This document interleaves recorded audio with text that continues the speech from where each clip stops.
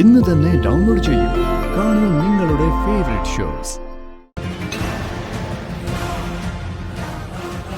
അവരത് ചെയ്യും. അതുകൊണ്ട് തൽക്കാലം ഇത് വേറെ ആരോടും പറയാൻ നിൽക്കണ്ട എന്ന് കരുതി അവന്തികയെ പേടിച്ച് ഇത് നടത്താതിരിക്കാൻ പറ്റുമോ? ഈശ്വരന്റെ മുമ്പിൽ വെച്ച് അവർ തമ്മിൽ പരസ്പരം ഒന്നു ചേരണം. അതിന് ഒരു മാലികടൽ വേണം. പക്ഷേ അധികം ആളുകളൊന്നും വേണ്ടെന്നേ ഞാൻ പറഞ്ഞുള്ളൂ. അവന്തികയുടെ കാര്യത്തിൽ എന്റെ കണക്കുകൂട്ടൽ തെറ്റിപ്പോയി. അതൊക്കെ ഓർത്തിനി വിഷമിച്ചിട്ട് എന്താ അച്ഛാ കാര്യം? ആഘോഷമായിട്ട് കല്യാണം നടത്തിയിട്ടും അവർക്ക് ഒരുമിച്ച് സന്തോഷത്തോടെ ജീവിക്കാൻ പറ്റിയില്ലല്ലോ. അതുകൊണ്ട് ഇനി ഒരാഘോഷം വേണ്ട. ആളും ആരവങ്ങളും ഒന്നും വേണ്ട.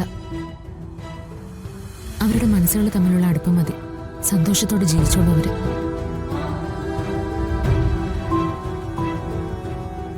നാളെ കഴിഞ്ഞ് മറ്റന്നാൾ മാലയിടൽ ചടങ്ങ് നടത്തണം. ഡ്രസ് എടുക്കാനും താലിമാല വാങ്ങാനും ഒക്കെയായി നമുക്ക് നാളെ ഒരു ഷോപ്പിങ്ങിന് ഇറങ്ങിയാലോ? എന്നാ പിന്നെ ഞങ്ങളും വരാം. നമുക്കെല്ലാവർക്കും ഒരുമിച്ച് പോവാം. ആ പോവാം. അപ്പൊ സന്ധ്യച്ചി വിളിക്കണ്ടേ? പിന്നെ വിളിക്കാതെ. അവൾക്കല്ലേ സാരി വാങ്ങേണ്ടത്. നീ അവിടെ ഒന്ന് വിളിച്ചു പറ നാളെ ഷോപ്പിങ്ങിന് പോകുന്ന കാര്യം. ക്ഷേത്രത്തില് താലി കെട്ടുന്ന ചടങ്ങിന്റെ കാര്യമൊക്കെ സന്ദീപ് ഏർപ്പാടാക്കാന്ന് പറഞ്ഞിട്ടുണ്ട്. ഒരു കാരണവശാലും ആ അവന്തിക പിശാചിത അറിയാൻ പാടില്ല. അറിഞ്ഞ നന്ദേട്ടന്റെ ചോറ് കുടിക്കാൻ അവരിനിയും വരും. അച്ഛാ, നമ്മളെല്ലാരും കൂടി ഒരുമിച്ച് പർച്ചേസിങ്ങിന് പോയാ എങ്ങനെയായാലും അവന്തിക അതറിയും. അതുകൊണ്ട് ഷോപ്പിങ്ങിന്റെ കാര്യം ഒന്നുകൂടി ഒന്ന് ആലോചിച്ചിട്ട് തീരുമാനിച്ച പോരെ? ആ, മോളുണർന്നു തോന്നുന്നു. ഞാൻ പോരെ. അച്ഛനടുത്ത് പറഞ്ഞതിലും കാര്യമുണ്ട്. കല്യാണക്കാരെ അറിഞ്ഞ അവരൊരിക്കലും വെറുതെ ഇരിക്കില്ല. കല്യാണം നടക്കുന്ന സ്ഥലത്തെത്തി പ്രശ്നം ഉണ്ടാക്കും. അതിന് ഡ്രസ്സും ആഭരണങ്ങളും ഒക്കെ എടുക്കാതിരിക്കാൻ പറ്റുമോ?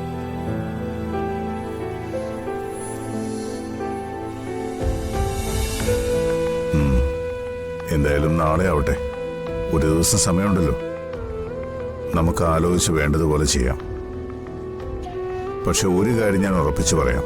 അവന്തിക എന്തൊക്കെ പ്രശ്നങ്ങൾ ഉണ്ടാക്കിയാലും നന്ദനും സന്ധ്യയും തമ്മിലുള്ള കല്യാണം ഞാൻ നടത്തും.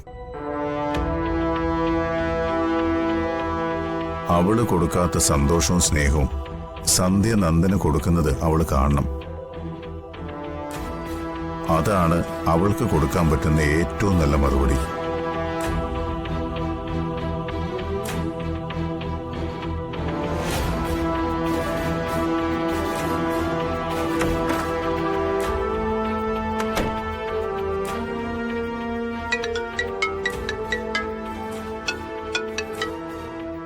എന്താ അമ്മേ? അച്ചു, നീ അവിടെ എന്തെടുക്കുവാ? ഞാനിവിടെ ഉണ്ട്. എന്താ അമ്മേ കാര്യം? അച്ഛൻ വാങ്ങിച്ചോണ്ടൊന്ന് ആയുർവേദ മരുന്നൊക്കെ ഇവിടെ ഇരിപ്പുണ്ട്. ഞാനത് എന്ത് ചെയ്യണം? അതിനമ്മ എന്തിനാ എന്നോട് ദേഷ്യപ്പെടുന്നേ? ഞാൻ ദേഷ്യപ്പെട്ടൊന്നുമില്ല. കാര്യം ചോദിച്ചതേ ഉള്ളൂ. നീ നിന്റെ ഇഷ്ടത്തിനാണല്ലോ ഓരോരോ കാര്യങ്ങൾ ചെയ്യുന്നത്. ഇനി ഇത് അനൂപിന്റെ കയ്യിൽ അങ്ങോട്ട് കൊടുത്തയച്ചാ നിനക്ക് ഇഷ്ടപ്പെടുമെന്നറിയാൻ വിളിച്ചതാ.